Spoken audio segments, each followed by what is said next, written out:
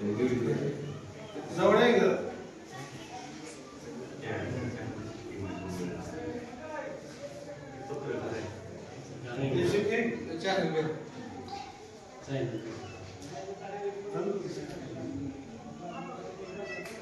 God साठी आहेत की जो सर्व ब्रह्मांडाचा रब आहे, त्या ईश्वरासाठी सगळ्या प्रशंसा आहे. माझी प्रशंसा आहे, यांची प्रशंसा मानव म्हणून आपण करतो, पण आपण जास्त काळ या जमिनीवर टिकणार नाहोत. आपल्याला अंत आहे, ईश्वराला अंत नाही, म्हणून जो अनंत आहे अशाच ईश्वराची प्रशंसा सर्वोपरी आहे.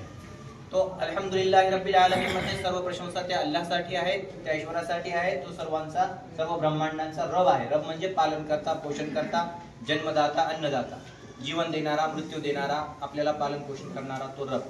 पाऊस तोच पाडतो, जमिनीतून अन्न तोच उगवतो, या सगळ्या गोष्टी तो करणार आहे, म्हणून त्याची प्रशंसा. दुसरा आहे अर्रहमानिर रहीम, तो कृपावंत आहे आणि खूप कृपाळू आहे.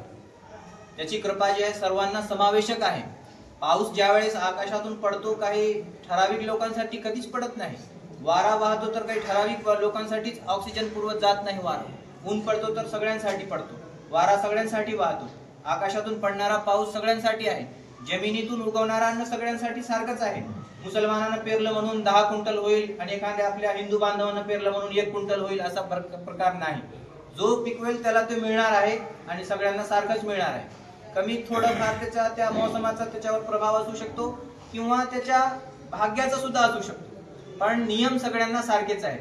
मी हरभरा पेरला म्हणून गहू निघाले, काका आमचे ज्वारी पेरले म्हणून त्यांना हरभरा निघाला, अशातला भाग नाही. तर त्याचे नियम जे सर्वांना सारखे, म्हणजे त्याची जी कृपा आहे सगळ्यांवर सर्व समावेशक अशी कृपा आहे आणि तो कृपाळू आहे. अर्रहमानिर रहीम, मालिकी यौमिद्दीन. आपण जगामध्ये खूप वावरतो, मी 2 एकराचा मालक आहे, मी बागायतदार आहे, मी 50 एकराचा मालक आहे, मी अख्ख्या गावाच्या जमिनीचा जमीनदार आहे. हे मालक आपण जगापुरते झालो, पण मरणानंतर आपण मालक राहणार नाही. मी जर कोट्याधीश जरी असलो तर मरणानंतर माझी कोट्याधीशची जी संपत्ती आहे माझी राहणार नाही. मला कुठेतरी अंत्यविधी करून लोक पुरून येतील किंवा जाळून येतील, ती जी माझी म्हणून मी मिळवत होतो प्रॉपर्टी दुसऱ्याची म्हणून राहणार. मालक जो खरा आहे तोच आहे, आणि खरा मालक कुठल्या दिवसाचा? आपल्या न्यायाच्या दिवसाचा मालक आहे. मालिकी यौमिद्दीन. मालिकी यौमिद्दीन म्हणजे दुनियामध्ये जगामध्ये कोणी अंबानी अडाणी होऊन मिळवू शकतो, इथं तुम्हाला परवानगी आहे, काय मिळवायचं मिळवा, पण ज्या न्यायाच्या दिवसाचा जो ठराविक आम्ही केलेला ठराव आहे, त्या ठरावाच्या दिवशी, न्यायाच्या दिवशी मात्र आम्ही एकटेच मालक असणार आहोत, दुसरा कोणी तिथं मालक नसणार आहे. त्या मालकपणाची ग्वाही ईश्वराने या श्लोकामध्ये दिली.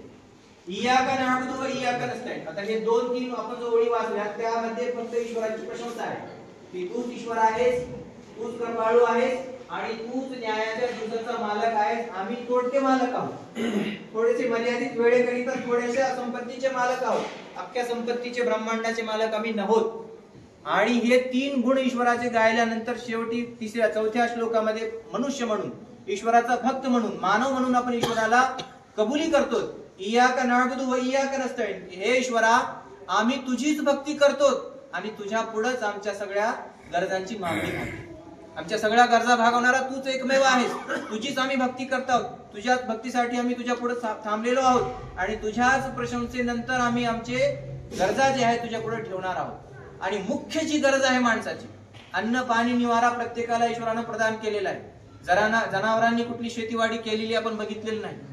ढोरांनी, पाखरांनी, वनचरांनी, जलचरांनी कुठली शेतीवाडी धंदा बिझनेस केलेला आपण बघितलाय, तरी सुद्धा त्यांना ईश्वर पोचतोय का नाही पोचतो, त्यांचं पालन पोषण होतंय का नाही, त्यांची मुलं बाळा जगतात का नाही जगतात, सगळ्यांचे जगतात. आपल्या ह्या गरजा जनावरांसारखे आपण पूर्ण नाही करणार आहोत, माणसासारखे पूर्ण करणार आहोत. पण अन्न, खाणं आणि पाणी हे जसं ईश्वरानं त्यांना पुरवलेलं आहे, ते बुद्धी त्यांची तेवढी माणसासारखी शक्तिशाली नाही, तरी सुद्धा त्यांच्या सगळ्या गरजा भागल्या जात आहेत. आम्हाला तर ईश्वरानं बुद्धी दिलेली आहे, आमच्या कुठल्याही गरजा या जगामध्ये अपुऱ्या राहणार नाहीत. आपल्याला जेवढं आपल्या नशिबामध्ये लिहिलेलं आहे, अन्न पाणी निवारा सगळं आपल्याला मिळणार आहे. पण मुख्य शिदोरी जी आपल्याला आवश्यक आहे ती काय आहे?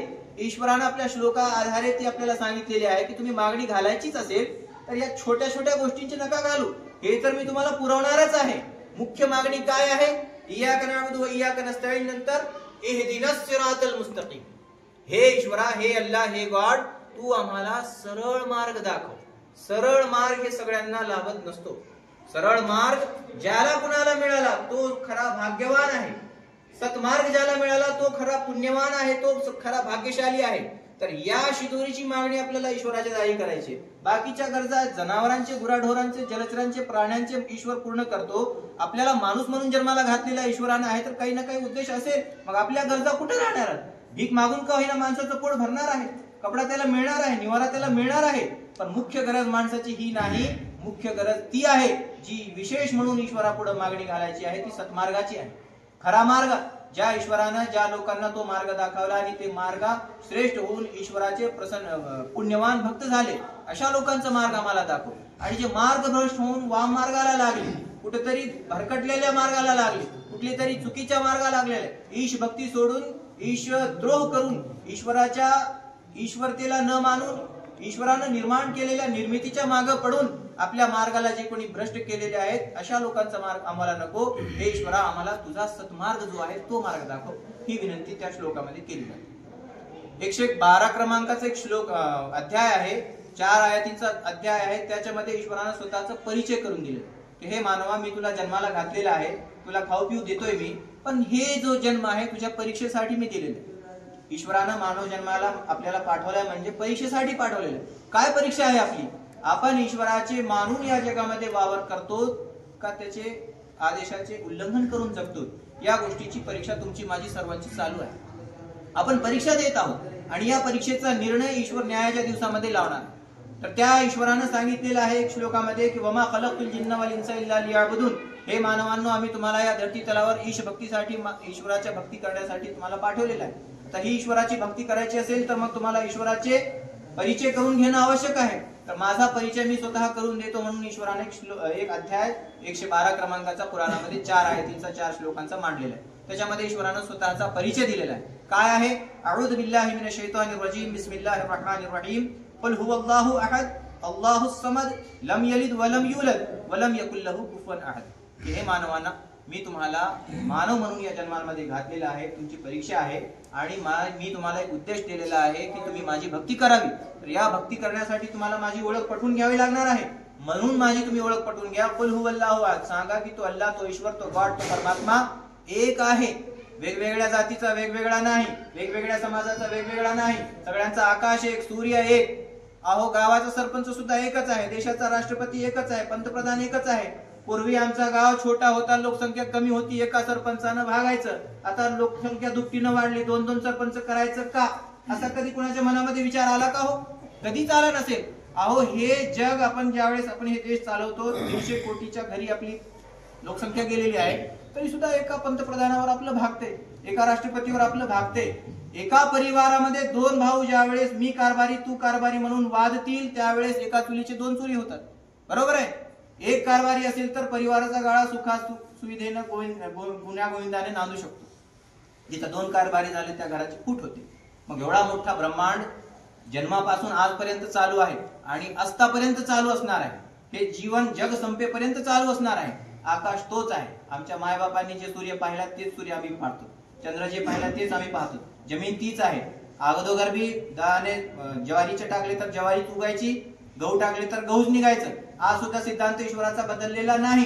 म्हणजे पूर्वीपासून आजपर्यंत आणि अपरंपार जोपर्यंत हे ईश्वर हे जग ठेवणार आहे तोपर्यंत असाच नियमबद्ध चालणार आहे. कुणामुळे चालणार आहे? तो एक आहे म्हणून चालणार आहे. तुमचा ईश्वर वेगळा, माझा ईश्वर जर वेगळा वेगळा असताना तर तुमच्या ईश्वरानं म्हटलं असतं मुसलमानांनी मला खूप प्रकोप दिलेले आहेत, माझी आदेशाचे पालन केलेले नाहीत, म्हणून त्यांच्यासाठी आज दिवस उजाडायचाच नाही. माझा ईश्वर म्हणायचं माझ्या मुसलमानांनी तर खूप मला प्रसन्न केलेला, पण हिंदूंनी मला प्रसन्न केलेलं नाही, म्हणून आजचा दिवस माळू द्यायचाच नाही. दोघा ईश्वरामध्ये भांडणं लागली असतील आणि कधीच हे ब्रह्मांड तुटफूट झाली असती, म्हणजे उद्ध्वस्त झाला असता. हे सगळं चालते नियमाप्रमाणे. मी तुम्ही कितीही बिघडलो सुधारलो तर त्याला काही फरक पडणार नाही. तो ब्रह्मांडाचा जो नियम ईश्वरानं लावून ठेवलेला आहे तो एकमेव आहे म्हणून लावून ठेवलेला आहे आणि तो तसाच चालू आहे. ईश्वर म्हणतोय की मी एकटा आहे. दुसरा श्लोक सांगितला गेला आहे अल्लाहुस समद, तो निरपेक्ष आहे. त्याला कुठल्याही गोष्टीची अपेक्षा नाही. आपल्या सगळ्यांना अपेक्षा आहे. आपण जन्माला आलो तर आपल्या अपेक्षा होत्या. दूध आपल्याला आवश्यक होतं, आपल्या आईनं आपल्याला छातीला लावून पाजलेलं आहे. थोडंसं मोठे झालो तर आपल्याला अन्न पाण्याची आवश्यकता पडली. आपण सगळे निरपेक्ष नव्हत, अपेक्षा आपल्याला आहेत. मरणापर्यंत अपेक्षा आपल्याला आहे. मेल्यानंतर सुद्धा आपल्याला अपेक्षा आहे की चांगलं अंत्यविधी आपलं व्हावं, आपले दिवस चांगले घालावेत आपल्या पोरा बाळांनी, ही सुद्धा अपेक्षा माणसाच्याच मनामध्ये आहे। ईश्वराला अशी कुठलीच अपेक्षा नाही, निरपेक्ष आहे। त्याला झोप लागत नाही, भूक लागत नाही, तहान लागत नाही, गुंगी लागत नाही, तो सदैव चेती आहे। आपण झोपलेले असतो, थकलो की झोपलो, आजारी पडलो की दवाखान्याची आवश्यकता आहे, म्हातारे झालो की आधाराची आवश्यकता आहे, बाळ असलं की आईबापाच्या आधाराची, मायेची आवश्यकता आहे। या सगळ्या गरजा आपल्याला आहेत, ईश्वराला गरज कुठलीही नाही, तो गरजवंत नाही, आपण सगळे गरजवंत, तो निरपेक्ष आहे। तिसरा श्लोक ईश्वरानं आपल्या परिचयाचा सांगितला, लम यलिद वलम युलद। आपल्याला आईबाप सुद्धा आहेत, मुलं बाळ सुद्धा आहेत। कशासाठी? आईबाप ह्याच्यासाठी आहेत की लहानपणी आपल्याला पालन पोषणासाठी आधार आहे, आणि मुलं बाळ कशासाठी? की म्हातारीपणी आपण आपल्याला आधाराची गरज पडणार आहे, म्हणून ते मुलं बाळ आपले आधार बनणार आहे। ह्यासाठी आपल्याला आईबाप आणि मुलं बाळ ईश्वरानं प्रदान केलेले आहेत। ईश्वराला आईबाप सुद्धा नाहीत आणि मुलं बाळ सुद्धा नाहीत, का? तर तो सर्वशक्तिमान आहे, सर्वश्रेष्ठ आहे। त्याला कुणी जन्माला घातलेला नाही, कुठली आईनं त्याला जन्माला घातलेला नाही, त्याचा कुठला बाप नाहीये, आणि त्याला आधारासाठी पत्नी किंवा मुलं बाळ सुद्धा नाहीये। तो एकमेव आहे, एकमेव अद्वितीय आहे, त्याचा सारखा दुसरा कोणीच नाही। वलम यकुल लहू कुफुवन अहद, त्याचा कोणी पार्टनर नाही। दिवस उजाडण्यामध्ये, सूर्याचा प्रकाश आणण्यामध्ये, रात्र आणण्यामध्ये, चंद्राला आणण्यामध्ये, पाऊस पाडण्यामध्ये, किंवा वाऱ्याला वाहण्यामध्ये, लोकांना जन्माला घालण्यामध्ये, पशु प्राण्यांना जन्माला घालण्यामध्ये, जमिनीला सुपीक बनवण्यामध्ये, पिकं आणण्यामध्ये कोणीही त्याचा दुसरा सहभागी त्याच्या शक्तीमध्ये नाही, तो एकमेव आहे। आपल्या कुदरतीनं ते सगळं करते। मग त्या ईश्वराला आपण शरण गेलं पाहिजे, त्याचे आदेशाचे पालन केले पाहिजे। हे माझ्यासाठी जेवढं गरजेचं आहे, सर्व ब्रह्मांडाच्या माणसांसाठी तेवढंच गरजेचं आहे। हाच संदेश पवित्र कुराणामध्ये मोहम्मद पैगंबर साहेबांनी सांगितले होते। आतापर्यंत आम्ही तुमच्यापर्यंत कधी पोहोचू शकलो नाही, का पोहोचू शकलो नाही? मी स्वार्थी आहे, माझ्या पोटापुरतं मी बघू लागलो। आज आईबापाला सुद्धा, जन्म दिलेल्या आईबापाला सुद्धा आपण विचारलं, आपल्या सख्या भावामध्ये कोर्टामध्ये खटले जर पाहिले तर 70% खटले असे आहेत की फक्त भावाभावातल्या भावकीतले आहेत। भावकी म्हणजे भाऊ झाला ना, कुठं ना कुठं पिंड जुळला का नाही, ते भावकीतले तंटे 70% आहेत कोर्टामध्ये, आपल्या भारतीय कोर्टामध्ये। 30% कोर्टले बाकी तिकडचे आहेत, 70% कोर्ट जे हे आहेत आपले खटले रक्ताच्या नात्यातले आहेत। मग एवढं आपण जर स्वार्थी झालो असाल तर मग ईश्वर आपल्याला कसं समाधानी ठेवणार? आपल्याला समाधान पाहिजे असेल तर आपल्याला थोडंसं स्वार्थ विसरून आपल्या ईश्वराच्या आदेशाचे पालन करण्यासाठी कुठं ना कुठं आपल्याला चालण्याची आवश्यकता आहे। आपण आमच्या विनंतीला मान देऊन आलात, या पाहुणचाराचा थोडाफार आस्वाद घेतलात, आणि